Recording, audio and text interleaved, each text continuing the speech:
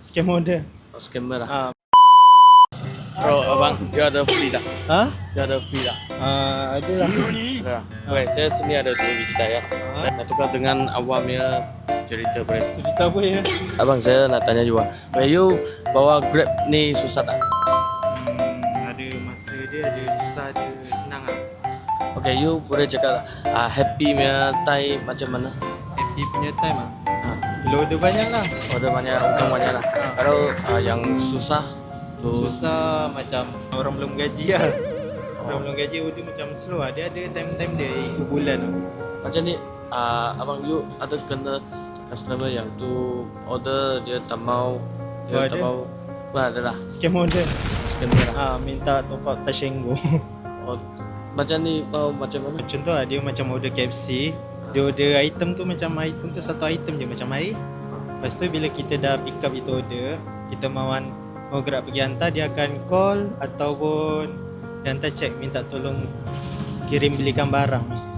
Tu bila kita tanya apa barang, dia kata beli kat 7A, belikan top up Tashengo. Kita pun dah tahu lah itu bos kan sebab dah banyak kali kena. Macam ni tu wang macam mana? Awak sendiri mak keluar atau Apa itu wang? duit? Itu tengok juga lah. Kadang dia susah tau. Dia boleh dapat refund tu balik duit tu.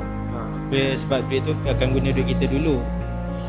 Kalau kita dah pergi sampai sana mau cancel order tu tak boleh terus cancel dia. Kita kena proceed juga order tu dulu, tapi nanti order tu kira dia akan cancel juga.